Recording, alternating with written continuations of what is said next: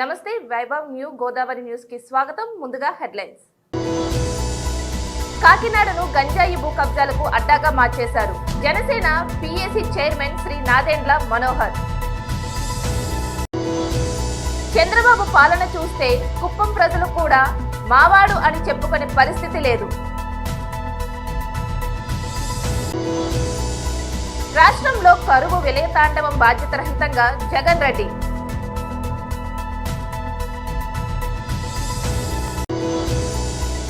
సిక్సర్తో century, జట్టుకు విజయం. బంగ్లాదేశ్ మ్యాచ్లో కోహ్లీ వీరంగం. కాకినాడను గంజాయి భూ కబ్జాలకు అడ్డాగా మార్చేశారు జనసేన పిఏసీ చైర్మన్ శ్రీ నాదెండ్ల మనోహర్. కాకినాడ నగరాధ్యక్షులు తోట సుధీర్ గారికి ఈరోజు సమావేశానికి ఒక విధంగా చెప్పాలంటే ఆయనని నగరాధ్యక్షుడిగా నియమించిన తర్వాత మొట్టమొదటి సమావేశం కాబట్టి జిల్లాలో ఉన్న నాయకత్వం అంతా కూడా ఆయనకి మద్దతు పలకడానికి, సంఘీభావం తెలపడానికి, అభినందించడానికి ఈ రోజున వేదిక పైన అలంకరించిన వివిధ నియోజకవర్గాల ఇన్ఛార్జీలు, ఉమ్మడి తూర్పుగోదావరి జిల్లా జనసేన పార్టీ అధ్యక్షులు కందుల దుర్గేష్ గారికి, ఇక్కడ ఉన్న నాయకులకు ప్రత్యేకంగా ఓపికగా సమయం కొంచెం ఆలస్యమైనా కూడా పార్టీ కోసం ఏ కార్యక్రమం చేసినా కూడా కాకినాడలో ఒక మంచి స్ఫూర్తితోటి, ఉత్సాహంతో చేస్తున్న మన నాయకులకు, జన సైనికులకు, వీర మహిళలకు ప్రత్యేకంగా పవన్ కళ్యాణ్ గారి తరఫున జనసేన పార్టీ తరఫున మనస్ఫూర్తిగా అభినందిస్తూ నమస్కరించుకుంటూ ఈ కార్యక్రమంలో ఈరోజు మేము హాజరవుతున్నాం. 2-3 విషయాలు ప్రస్తావించాల్సిన అవసరం ఖచ్చితంగా ఉంది. ఎందుకంటే నగరం గురించి, నగర అభివృద్ధి కోసం ఏ విధంగా మనకు ప్రణాళిక ఉంది, ఏ విధమైన ఆలోచనలు ఉన్నాయి మన పార్టీ కోసం అనేది పెద్దలందరూ కూడా మాట్లాడారు. గతంలో కూడా ఏ రాజకీయ పార్టీ ఆలోచించని విధానాలతో జనసేన పార్టీ తీసుకొచ్చింది. అందులో ముఖ్యంగా మత్స్యకారుల కోసం ఒక భరోసా యాత్ర కాకినాడ నుంచి ప్రారంభించి నరసాపురం వరకు పాదయాత్ర చేసుకుంటూ మన నాయకులందరూ కూడా కలిసికట్టుగా మత్స్యకారులు ఎదుర్కొన్న సమస్య పైన ఈ రాష్ట్ర ప్రభుత్వం ఉదాసీనత, వాళ్ళు అవలంబించిన తీరు, ఏ విధంగా మోసం చేసి పథకాల ద్వారా పేర్లు పెట్టి మత్స్యకారులందరినీ కూడా వీళ్ళేదో కాపాడేమో, వాళ్ళకన్నా ఎవరు ఊహించని అభివృద్ధి చేస్తున్నాం, సంక్షేమం చేస్తున్నాం అని మోసపూరితమైన ప్రకటనల్ని ఆ యాత్ర ద్వారా రాష్ట్ర ప్రజలకి అందించే విధంగా ఒక ప్రయత్నం చేశాం. జియో నంబర్ 217 తీసుకొచ్చి ఆ రోజు రాష్ట్ర వ్యాప్తంగా మత్స్యకారులను ఇబ్బంది పెట్టేటట్టు జగన్మోహన్ రెడ్డి ప్రభుత్వం కుట్ర పడింది.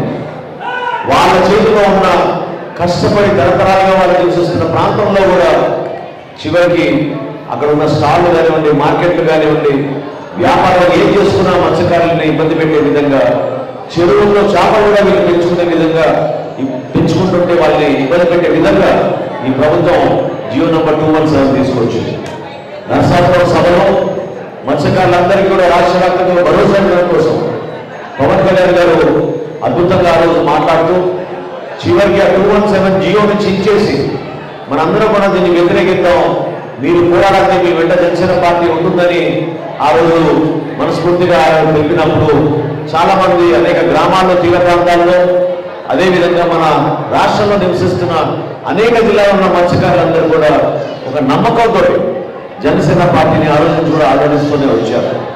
అదేవిధంగా మొట్టమొదటిసారి పవన్ కళ్యాణ్ గారు రెల్లి కులస్తుల గురించి మాట్లాడింది కాకినాడలోనే. ఇక్కడ జరిగిన సభలు ఆ రోజున ఇక్కడ ఒక రెల్లి సామాజిక వర్గానికి చెందిన మహిళ వాళ్ళు ప్రతిరోజు పడుతున్న అవమానాల గురించి, ఏ విధంగా పారిశుద్ధ్య కార్మికులుగా వాళ్ళు మున్సిపల్ కార్పొరేషన్లో పనిచేస్తున్నా వాళ్ళు ఏమాత్రం గౌరవించకుండా, వేతనాలు సరిగ్గా ఇవ్వకుండా, వాళ్ళు ఉన్న దుర్భరమైన పరిస్థితుల్లో ఎందుకు ప్రభుత్వం వాళ్ళని గుర్తించడం లేదు, ఎందుకు మాకు ఈ చంద్రబాబు పాలన చూస్తే కుప్పం ప్రజలు కూడా మావాడు అని చెప్పుకునే పరిస్థితి లేదు. గతంలో చంద్రబాబు నాయుడు పాలన చూస్తే కుప్పంలో ప్రజలకు కూడా చంద్రబాబు మావాడు అని చెప్పుకునే పరిస్థితి కూడా లేని పాలన అక్కడ కనిపిస్తుంది. ఆ కుప్పంలో కూడా పేదవాడికి ఇంటి స్థలం కావాలనంటే 14 సంవత్సరాలు ముఖ్యమంత్రిగా పరిపాలన చేసిన వ్యక్తి, 3 సంవత్సరాలు ముఖ్యమంత్రిగా పరిపాలన చేసిన వ్యక్తి. ఆ కుప్పంలో ఆ పేదవాడికి ఇంటి స్థలాలు కావాల్సి వచ్చినా కూడా అక్షరాల 20,000 ఇంటి స్థలాలు ఇచ్చినది కూడా మీ బిడ్డ ప్రభుత్వమే అని కూడా చెప్పడానికి కూడా సంతోషపడతా ఉన్నా. ఆ అక్క చెల్లెమ్మలకు ఈ రోజు 20,000 ఇంటి స్థలాలు ఇవ్వడమే కాకుండా 8,000 ఇంటి స్థలాలలో ఈ రోజు ఇల్లు కూడా కట్టిస్తా ఉన్నది కూడా మీ బిడ్డ ప్రభుత్వమే అని చెప్పడానికి సంతోషపడతా ఉన్నా. రాష్ట్రంలో కరువు విలయతాండవం బాధ్యత రహితంగా జగన్ రెడ్డి. అందరికీ నమస్కారం అండి.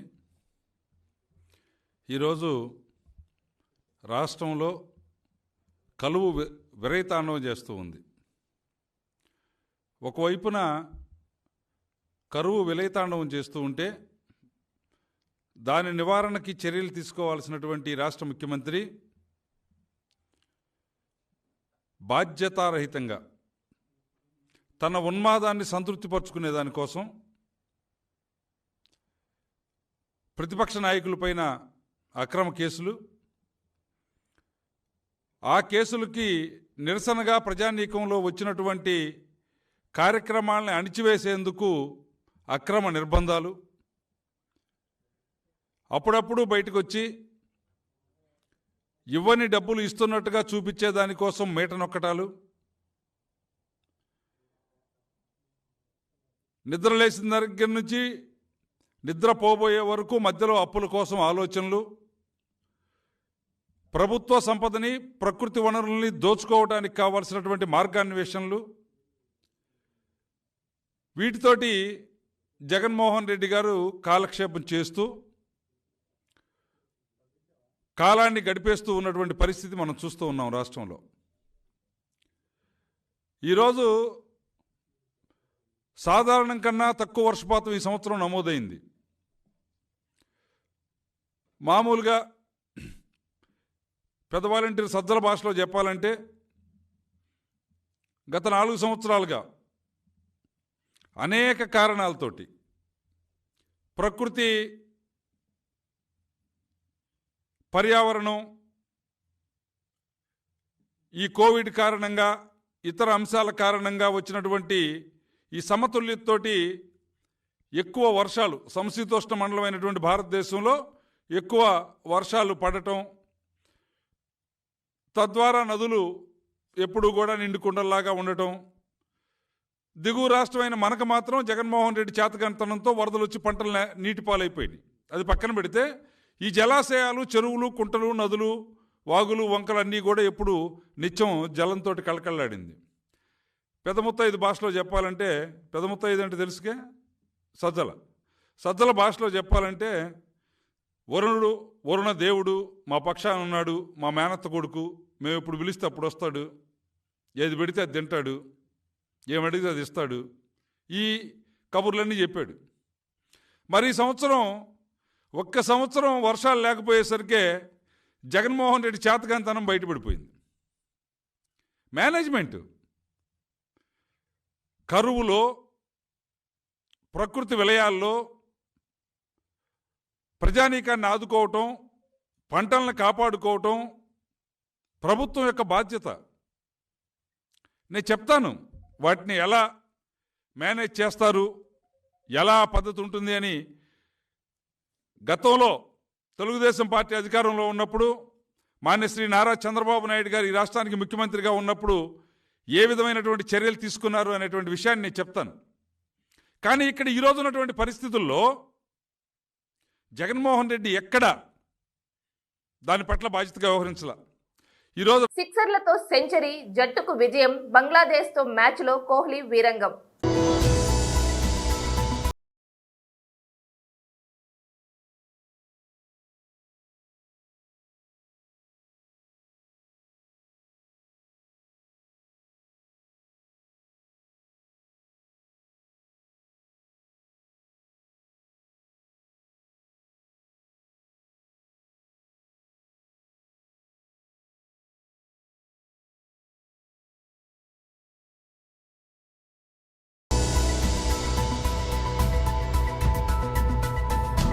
ఏలూరు జిల్లా నూజివీడు నియోజకవర్గం చాట్రాయి మండలం చిన్నంపేట గ్రామంలో మాజీ శాసనసభ్యులు మద్దర బోయిన వెంకటేశ్వరరావు, మండల పార్టీ అధ్యక్షులు మరిడి వెంకటేశ్వరరావు, మాజీ కోఆపరేటివ్ బ్యాంక్ అధ్యక్షులు ఆత్లూరి శ్రీనివాసరావు ఆధ్వర్యంలో బాబుతో నేను కార్యక్రమానికి నిర్వహించారు.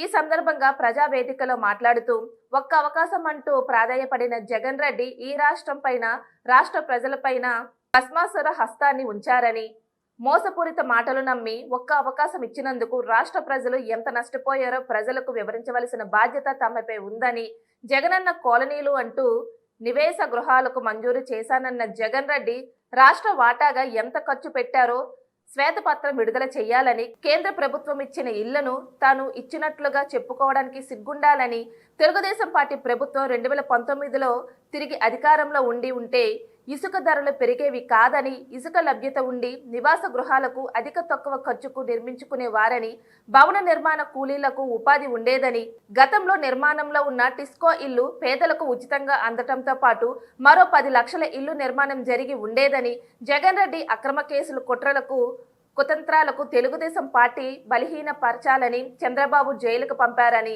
వ్యవస్థలను మేనేజ్ చేయడంలో జగనన్నకు మించిన దిట్ట మరొకరు లేదని, జగనన్నకు బుద్ధి చెప్పేందుకు ప్రతి ఒక్కరు బాబుతో నేను అంటూ ముందడుగు వెయ్యాలని, ఈ ప్రభుత్వానికి వచ్చే సార్వత్రిక ఎన్నికలలో తగిన బుద్ధి చెప్పాలని కోరారు.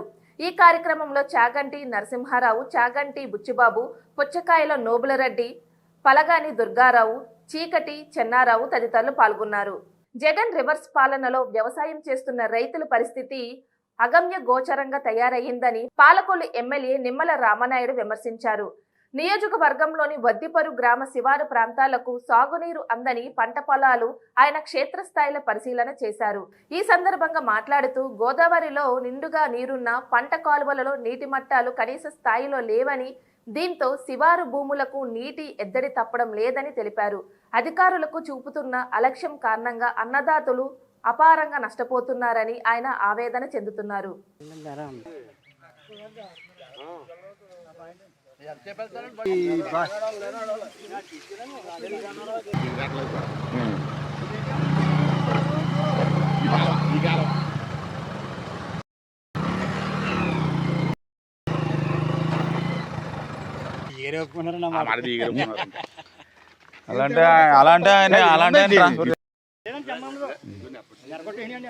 నెర తీసుకోమ్మా సార్, పర్లేదు నేను తీస్తాను. ఇప్పుడు సరిగ్గా ఇప్పుడు ఇలాగ ఆరిపోతే ఏమవుద్దంటే నీకు దుంపొడిచినట్టు. ఇప్పుడు ఈ దుబ్బుకు చూస్తే నేను 20 కర్రలు ఉన్నాయి, పక్కన ఇంకొక 10 పిలకలు వస్తున్నాయి. ఆ 10 పిలకలు మనకు ఉపయోగపడదు.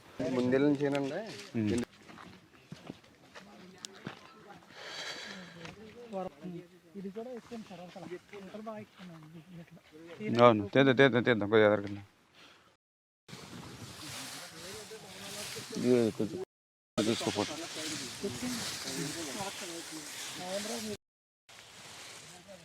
ఫోటో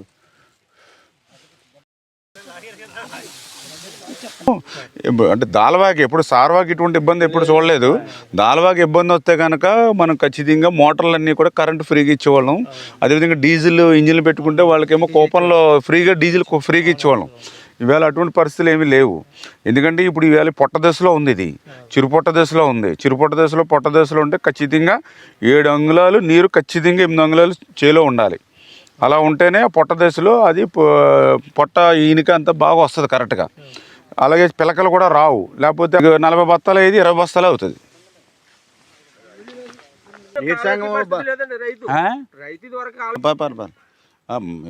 దారుణం ఈ టైంలో కనుక ఇంకా ఇప్పుడు కనుక తడి లేకపోతే చేలిపోయినట్టే. ఇంకో 10 రోజుల తర్వాత వచ్చినా మీకు ఉపయోగం లేదు.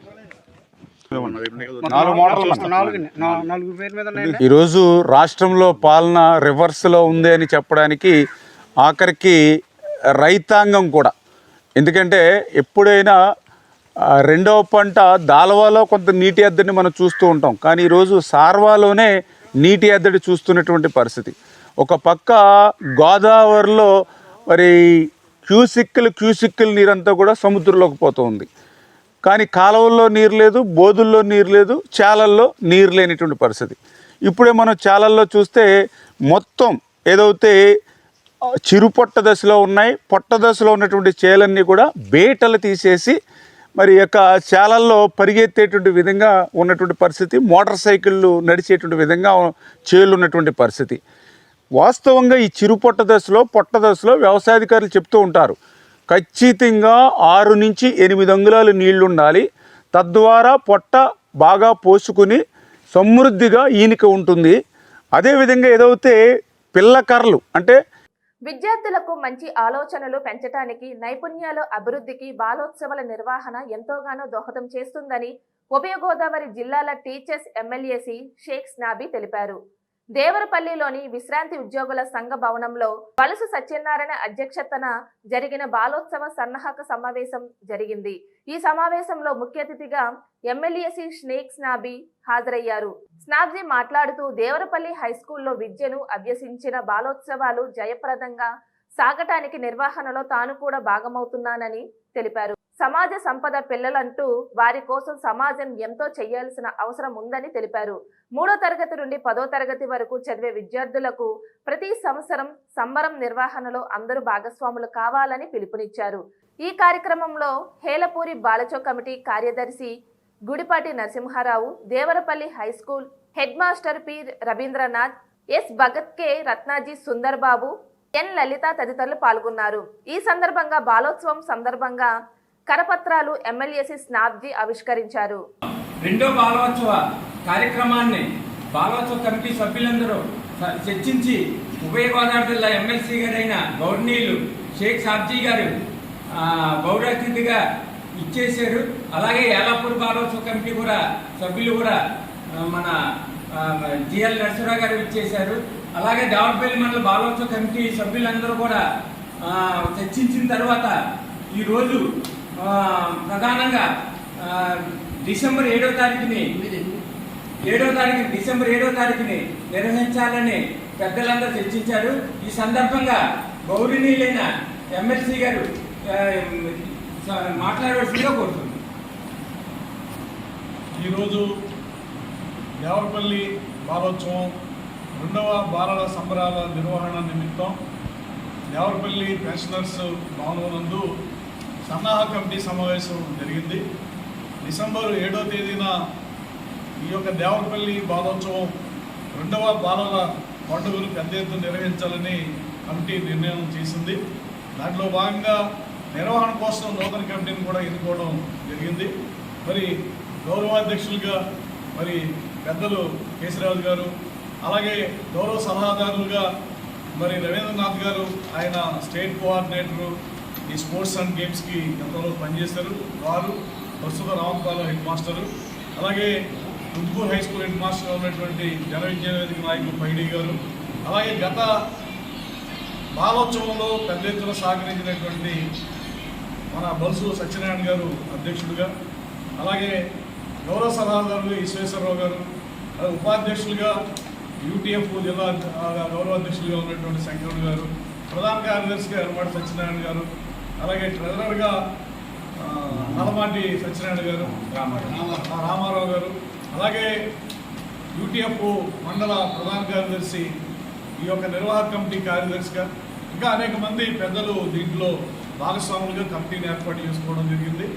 ఇది పిల్లల సంబరాలు అనేది మన సమాజ బాధ్యత. ఇది సమాజంలో పిల్లలు సమాజ ఆస్తి కాబట్టి మన పాఠశాలలో చదివేటువంటి బాలబాలికల్లో దాగి ఉన్నటువంటి నైపుణ్యాలను కానీ, సృజనాత్మకతలు కానీ, అభిరుచులను కానీ, ఆసక్తులను కానీ వెలికి తీయడానికి పెద్ద ఎత్తున ఉపయోగపడేటువంటి ఈ బాలోత్సవాన్ని నిర్వహించడం అనేది మనందరి బాధ్యత. కాబట్టి ఈ బాలోత్సవాన్ని పెద్ద ఎత్తున డిసెంబర్ 7వ తేదీన దేవరపల్లి హై స్కూల్లో నిర్వహించడానికి సంబంధించి దేవరపల్లి మండలంలో ఉన్నటువంటి ప్రజాప్రతినిధులు, అలాగే దాతలు, రైతులు, పారిశ్రామికవేత్తలు, వ్యాపారవేత్తలు, యువత, రిటైర్డ్ ఉద్యోగులు, ఉపాధ్యాయులు, కార్మికులు, అలాగే వివిధ ప్రజా సంఘాలు, వివిధ రాజకీయ పక్షాలు కూడా సహకరించి ఇది పెద్ద ఎత్తున జరపడానికి తోడ్పాటును అందించాలని చెప్పేసి నేను ఉభయ గోదావరి జిల్లాల ఉపాధ్యాయ ఎమ్మెల్సీకి విజ్ఞప్తి చేస్తున్నాను. ఇది ఒక సామాజిక బాధ్యత. పిల్లలు సమాజ ఆస్తి కాబట్టి కులాలకి మతాలకి అతీతంగా పిల్లల యొక్క ప్రయోజనాల్ని, సమాజం యొక్క ప్రయోజనాల్ని దృష్టిలో పెట్టుకుని ఈ కార్యక్రమాన్ని రెండవ బాలల సంబరాలుగా దీన్ని నిర్వహిస్తూ ఉన్నాం. కాబట్టి గతసారి పెద్ద ఎత్తున జరిగిన విషయం, మంచి ప్రచారం, ప్రయోజనం కలిగినటువంటి విషయాన్ని దృష్టిలో పెట్టుకుని ఈ కార్యక్రమంలో కూడా మరి ఈ మండల ప్రజానీకం పెద్దలు అందరూ కూడా సహకరించి దీన్ని జయప్రదం చేయాలని చెప్పేసి నేను విజ్ఞప్తి చేస్తున్నాను. రాజమండ్రిలో వైట్ హౌస్ ముఖద్వారంలో రాయల్ ట్రేడ్ ఫెయిర్ ఎగ్జిబిషన్ ప్రారంభించిన పార్లమెంట్ సభ్యులు మార్గాని భరత్రామ్ స్థానిక బిఎల్పురం మార్గాని ఎస్టేట్ గ్రౌండ్ లో వైట్ హౌస్ ముఖద్వారంలో ఏర్పాటు చేసిన రాయల్ ట్రేడ్ ఫెయిర్ ఎగ్జిబిషన్ ని ప్రారంభమైంది. ఆర్గనైజర్ ప్రసాద్ వెంకటేశ్వర్ల రెడ్డి ఆధ్వర్యంలో ఏర్పాటు చేసిన ఈ ఎగ్జిబిషన్ ని రాజమండ్రి ఎంపీ మార్గాని భరత్రామ్ గురువారం సాయంత్రం రిబ్బన్ కత్తిరించి ప్రారంభించారు. దసరా మహోత్సవాల శుభాకాంక్షలతో ఏర్పాటు చేసిన ఈ ఎగ్జిబిషన్ ని వినియోగించుకోవాలని ఎంపీ భరత్ సూచించారు. రాజమండ్రి ప్రజలకు సినిమా హాల్, గోదావరి గట్టు వంటి తప్ప వినోదం కోసం ఎలాంటి సౌకర్యాలు లేవని గుర్తించి హ్యాపీ స్ట్రీట్ వంటివి తీర్చిదిద్దామని, తాజాగా కంబల చెరువుని ఆధునీకరించి సుందరంగా తీర్చిదిద్దామని తెలిపారు. Columbus, break dance, dragon train, పిల్లలకు ప్రత్యేకంగా చిల్డ్రన్ రైడ్స్ తో పాటు పలు రాష్ట్రాల నుంచి విచ్చేసిన 60 రకాల స్టాల్ సందర్శకులను ఆకర్షిస్తాయని నిర్వాహకులకు తెలిపారు. ప్రతిరోజు సాయంత్రం 5 గంటల నుంచి రాత్రి 10 గంటల వరకు ఎగ్జిబిషన్ ఉంటుందని పిలుపునిచ్చారు.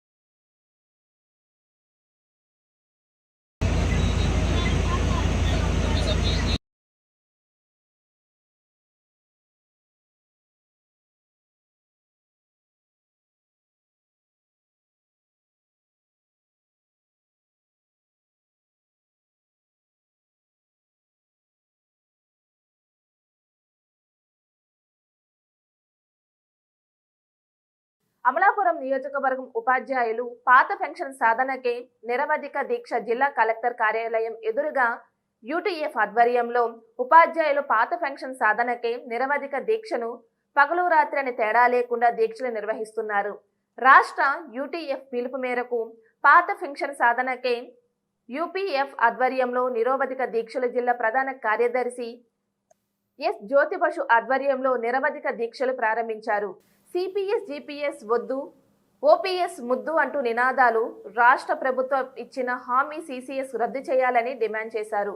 రాష్ట్ర ప్రభుత్వం పాత పెన్షన్ పద్ధతిని తీసుకురావాలని ఈ నిరవధిక దీక్షలో జిల్లా అధ్యక్షులు Penke Venkateswararao, CH Kesavarao, Abdul Sattar, TB Eswararao, M Suryanarayana, A Anand Kumar, P Narayanamurthy, D Ramesh, K Pulleswararao తదితరులు పాల్గొన్నారు.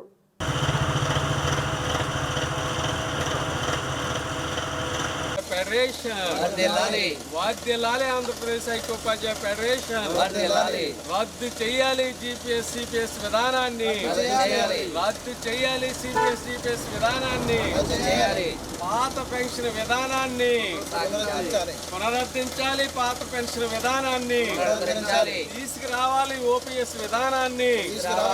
ఈ ప్రభుత్వం ఉండి వైఖరి, ఈ ప్రభుత్వం ఉండి వైఖరి. మరి ఈరోజు రాష్ట్ర వ్యాప్తంగా రాష్ట్ర నాయకత్వం ఇచ్చినటువంటి వారు చేస్తున్నటువంటి ఆమరణ నిరాహార దీక్షకు మద్దతుగా జిల్లా కేంద్రాల్లో నిరాహార దీక్షలు నిరవధిక దీక్షలు చేయడం జరుగుతుంది. అలాగే రేపు కూడా తాలూకా కేంద్రాల్లో ఈ యొక్క కార్యక్రమాన్ని చేపడుతూ ఉన్నాం. దీని యొక్క ముఖ్య ఉద్దేశం ఖచ్చితంగా ప్రభుత్వం ఇచ్చినటువంటి మాట ప్రకారంగా సిపిఎస్ ఏదైతే రద్దు చేస్తానో ఓపీఎస్ ఇస్తానని చెప్పేసి చెప్పిందో ప్రభుత్వం ఇచ్చిన మాటకు కట్టుబడి దాని ప్రకారంగా ఈ యొక్క సిపిఎస్ని అనేటువంటి దానిని రద్దు చేయకపోగా జీపీఎస్ అనేటువంటి కొత్త విధానాన్ని తీసుకొచ్చింది. కాబట్టి ఈ ఉద్యోగ ఉపాధ్యాయ వర్గాలకు ఏదైతే హాని కారకమైనటువంటి యొక్క విధానం ఉందో దానిని ఖచ్చితంగా రద్దు చేయాల్సిందే. చేసేంత వరకు ఆంధ్రప్రదేశ్ ఐక్యోపాధ్యాయ ఫెడరేషన్ ఖచ్చితంగా పోరాటం చేస్తూనే ఉంటుంది. కాబట్టి ఈ యొక్క సమస్యను మనం సాధించేంత వరకు ఈ యొక్క ఉపాధ్యాయుల ఐక్య ఉద్యమాలతో పాటుగా స్వతంత్ర కార్యాచరణ రూపొంది ఖచ్చితంగా ఈ ప్రభుత్వం మాట తిప్పడం మడం తిప్పడం అని చెప్పేసి చెప్పినటువంటి ప్రభుత్వం ఖచ్చితంగా మాటను నిలబెట్టుకోవాలని చెప్పేసి ఈ సందర్భంగా మేము డిమాండ్ చేస్తూ ఉన్నాం. నా పేరు S Jyoti Basu, doctor BR Ambedkar Konaseema జిల్లా యూటీఎఫ్ ప్రధాన కార్యదర్శి. ఈ సిపిఎస్ జీపీఎస్ రద్దు కోసం ఆంధ్రప్రదేశ్ ఐక్యోపాధ్యాయ ఫెడరేషన్ రాష్ట్ర కమిటీ దీన్ని రద్దు చేయాలని పిలుపునిచ్చిన భాగంలో రాష్ట్ర కమిటీ 18వ తారీఖు నుంచి రాష్ట్ర కార్యాలయంలో ఆమరణ నిరాహార దీక్ష చేస్తూ ఉన్నారు. ఈ రోజు నుంచి జిల్లాల వారీగా మొత్తం రాష్ట్రంలో ఉండేటువంటి అన్ని జిల్లా కమిటీలు కలెక్టర్ కార్యాలయం వద్ద ఆఫీసుల వద్ద ఈ రిలే నిరసన దీక్ష ప్రారంభించాము. ఈ రాష్ట్ర కమిటీ చేసినటువంటి ఆమరణ నిరాహార దీక్షకి మద్దతుగా ఇక్కడ కూడా నిరసన దీక్షలు ప్రారంభించాం ఈ రోజు నుంచి. అలాగే రేపటి నుంచి పాత తాలూకా కేంద్రాల్లో మన జిల్లాలో ఉండేటువంటి రాజోలు, అమలాపురం, ముమ్మిడివరం, కొత్తపేట, మండపేట, రామచంద్రపురం పాత తాలూకా కేంద్రాల్లో వందల కొద్ది ఉపాధ్యాయులు ఈ సిపిఎస్ జీపీఎస్ రద్దు చేసి ఓల్డ్ పెన్షన్ స్కీమ్ పాత పెన్షన్ విధానం కొనసాగించాలని ఈ ప్రభుత్వాన్ని డిమాండ్ చేస్తూ ఈ దీక్షా కార్యక్రమం చేపట్టాము. ఈ దీక్షా కార్యక్రమం ప్రభుత్వం ఈ పాత పెన్షన్ విధానం తీసుకొచ్చే వరకు కొనసాగిస్తామని ఈ సందర్భంగా తెలియజేస్తా ఉన్నాం. బులెటిన్ ముగించే ముందు హెడ్లైన్స్ మరోసారి. కాకినాడను గంజాయి భూ కబ్జాలకు అడ్డాగా మార్చేశారు Janasena PAC chairman Shri Nadendla Manohar.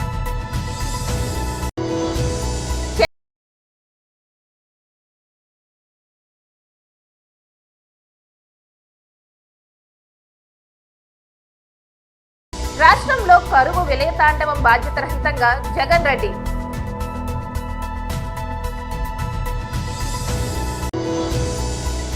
సిక్సర్తో century, జట్టుకు విజయం. బంగ్లాదేశ్ మ్యాచ్లో కోహ్లీ వీరంగం. ఇది ఇవాల్టి బులెటిన్. ఇంకొక బులెటిన్లో మళ్ళీ కలుద్దాం. అంతవరకు సెలవు. నమస్తే.